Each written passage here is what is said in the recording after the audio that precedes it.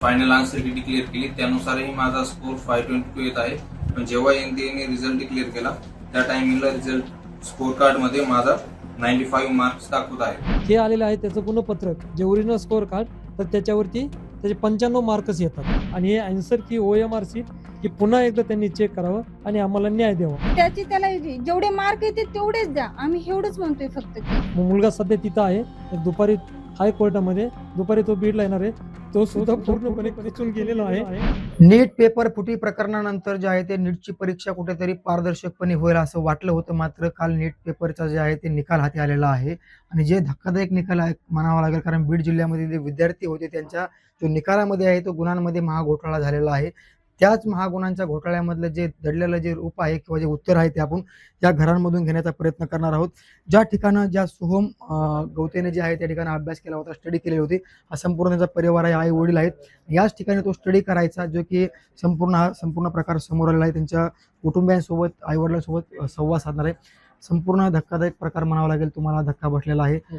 गुणांचा महाघोटाळा समोर आला. एकीकडे सुरुवातीला नीट पेपर फुटी प्रकरण, नंतर हा घोटाळा. काय सांगाल या संदर्भात? 21 जूनला जो पेपर झाला मुलाचा, घरी आल्यानंतर क्वेश्चन पेपर आम्ही चेक केला तर 537 मार्क येतात त्याचे. आणि 13 जुलै ते 15 जुलैच्या दरम्यान NTAने पोर्टलवर जी त्यांची OMR जे आन्सर किती हे केली तर ती आम्ही डाउनलोड केली. आणि काल परवा जो रिझल्ट झाला एक 16-17 तारखेला, तर त्याच्यामध्ये त्यांनी त्यांची ओरिजिनल आन्सर की आणि स्कोअर कार्ड त्यांचं त्यांनी पाठवलं आणि आम्ही तो डाउनलोड केला. डाउनलोड केल्यानंतर जे त्याचं स्कोअर कार्ड आहे सोहम गवतेचं, तर त्याच्यावर 95 मार्क येतात. आणि जे NTAने जे आन्सर की जे आहे समजा ते डाउनलोड आम्ही केली आणि त्याची जी OMR शीट आहे हे दोन्हीची आम्ही म्हणजे हे केली, मोजणी केली, त्याची गुण तपासणी केली. तज्ज्ञ प्राध्यापकाकडून सुद्धा आम्ही त्यांचं हे तपासणी केली, तर 522 मार्क येतात. आणि उर्वरित लातूरचा जो नामांकित IIB क्लास आहे त्यांच्याकडे सुद्धा सकाळी त्यांनी आन्सर की वगैरे OMR शीट दाखवली होती, तर त्याचे चेक केले असता 527 मार्क येतात.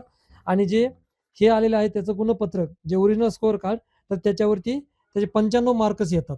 मात्र एकंदरीत पाहायला गेलं तर आपण बघतो की सुरुवातीच्या काळामध्ये जे आहे ते नीट पेपर फुटी प्रकरण झाल्यानंतर ह्या तुमच्याकडे महागुणांचा महाघोटाळा तुम्ही समोर आणलेला आहे. वारंवार या घटना घडतात, तुम्हाला धक्के बसतात. एकंदरीत पाहायला गेलं तर एक अभ्यास करावा लागतोय. तुमचा मुलगा आता कुठे आहे, त्याची प्रतिक्रिया काय आली का, तुमचे त्याच्यासोबत काही बोलणं झालेलं आहे का, आणि तुमचं पुढचं पाऊल काय असणार आहे? आमचं बोलणं झालं नाही. सध्या तो त्याच्या आत्याकडे संभाजीनगरला गेलेला आहे. काल दुपारपर्यंत आम्ही हे सगळं हे आम्हाला प्रसार माध्यमांनी आणि बऱ्याच जणांनी काय केलं, आम्हाला थोडं मार्गदर्शन केलं.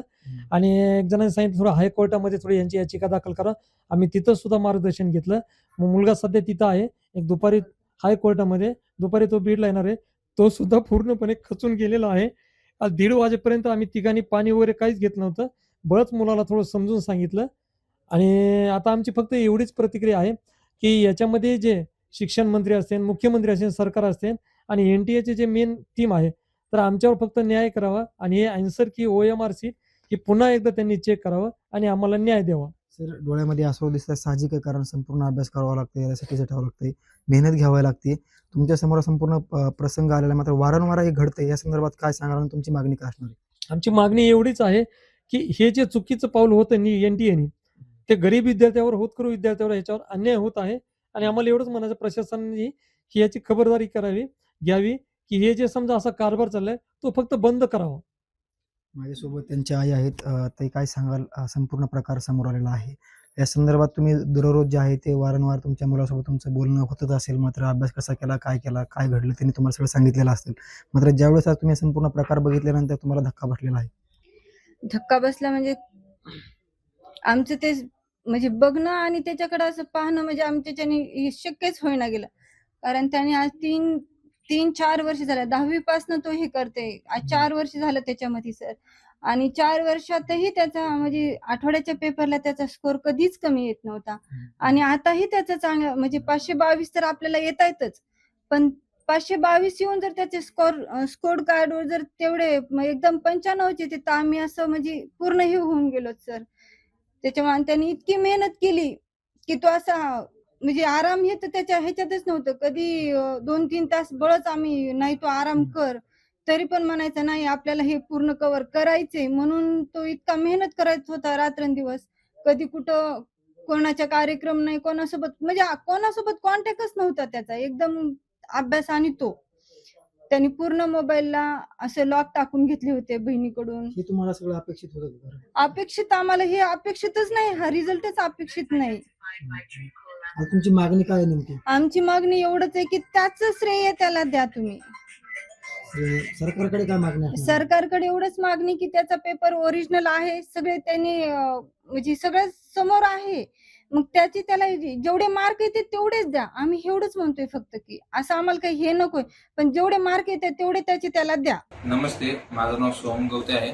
मी 21 जूनला रिनीटचा पेपर दिला. मी पेपरवरून जेव्हा स्कोर काढला तेव्हा माझा स्कोर 522 बनत होता व ज्या टायमिंगला NTA ने 13 जुलै ते 15 जुलैपर्यंत जे OMR शीटसाठी पोर्टल ओपन केलं त्या पोर्टलनुसार माझी ही OMR शीट यानुसार माझा स्कोर 522 येत आहे. त्याच्यानंतर NTA ने 16 जुलैला जवळजवळ 8:30च्या दरम्यान रात्री फायनल आन्सर की डिक्लेअर केली. त्यानुसारही माझा स्कोर 522 येत आहे. पण जेव्हा NTA ने रिझल्ट डिक्लेअर केला त्या टायमिंगला रिझल्ट स्कोर कार्ड मध्ये माझा 95 मार्क्स दाखवत आहे. माझी NTA ही नम्र विनंती आहे याच्याकडे लक्ष द्यावे. काही टेक्निकल ग्लिच किंवा टेक्निकल इश्यूमुळे जर काही झालं असेल तर याच्याकडे NTA ने लक्ष द्यावे ही माझी नम्र. आम्ही NTA ला ईमेलही पाठवला आहे, तर NTA ने याचा रिप्लाय द्यावा व आम्हाला पुढं काय करायचं ते सांगा. नक्कीच हे होते सोहम गवतेचे आई आणि वडील. बेलोरा गावातला हा सोहम गवते आहे, ग्रामीण भागातला आहे आणि एकंदरीत पाहायला गेलं तर संपूर्ण प्रकार घडताय ते धक्कादायक आहे. जर आम्हाला न्याय मिळत नसेल तर आता आम्ही हायकोर्टामध्ये दाद मागितलेली आहे किंवा आम्ही त्याची धाव घेतलेली आहे आणि सोहम गवते जे आहे ते आता संभाजीनगरच्या हायकोर्टामध्ये धाव घेऊन आपल्याला न्याय मिळावा अशी मागणी करणार आहे. महाराष्ट्रातील सर्व बातम्यांचे विश्वासार्ह व्यासपीठ सकाळच्या सर्व सोशल मीडिया प्लॅटफॉर्मला लाईक, फॉलो आणि सबस्क्राईब करा.